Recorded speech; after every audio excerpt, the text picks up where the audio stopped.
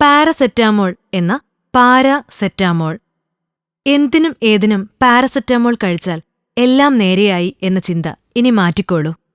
Doctor പറഞ്ഞ മരുന്നായിട്ട് പോലും നടുവേദന, സന്ധിവാതം തുടങ്ങിയ അസുഖങ്ങൾക്ക് പാരസെറ്റാമോൾ ഫലപ്രദമാവില്ലെന്ന് വൈദ്യശാസ്ത്ര പഠനങ്ങൾ തെളിയിക്കുന്നു.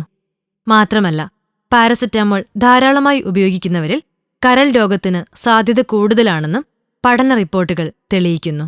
സിഡ്നി സർവകലാശാലയിലെ ഗവേഷകരുടെ സംഘമാണ് ഗവേഷണം നടത്തിയത്.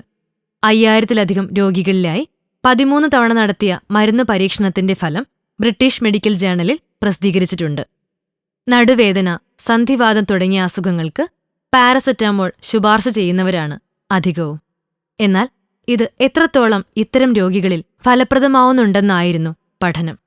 നടുവേദന മൂലമുണ്ടാവുന്ന ശാരീരിക ക്ഷമതാക്കുറവിന് പാരസെറ്റാമോൾ പരിഹാരമാവുന്നില്ലെന്നാണ് ഗവേഷണ റിപ്പോർട്ടിൽ പറയുന്നത്.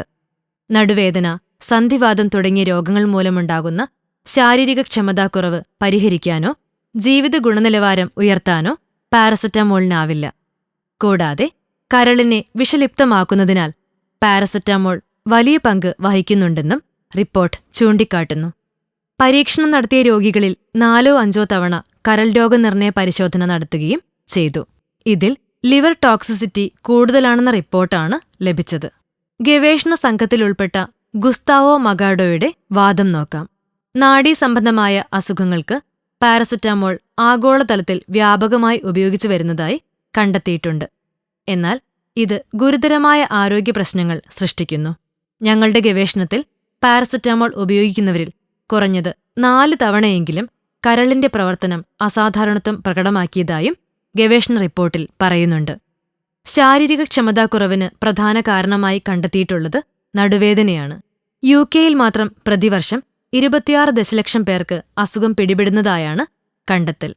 ഈ സാഹചര്യത്തിൽ പ്രത്യേക ശുപാർശ പ്രകാരം മാത്രമേ പാരസെറ്റാമോൾ കഴിക്കാവൂ എന്നാണ് ഗവേഷക സംഘത്തിന്റെ നിർദ്ദേശം. അതുകൊണ്ട് കരളിനെ ഓർത്തെങ്കിലും പാരസെറ്റാമോൾ ഉപയോഗം നിർത്തൂ. കേരളത്തിലെ മെഡിക്കൽ ഷോപ്പുകളിൽ ഏറ്റവും കൂടുതൽ വിറ്റഴിയുന്ന ഗുളിക ഏതെന്ന് ചോദിച്ചാൽ കിട്ടുന്ന ഉത്തരങ്ങളിലൊന്നാണ് പാരസെറ്റാമോൾ. കൂടുതൽ ആരോഗ്യവാർത്തകൾക്കായി ഈ ചാനൽ സബ്സ്ക്രൈബ് ചെയ്യാൻ മറക്കില്ലല്ലോ. Health and glow.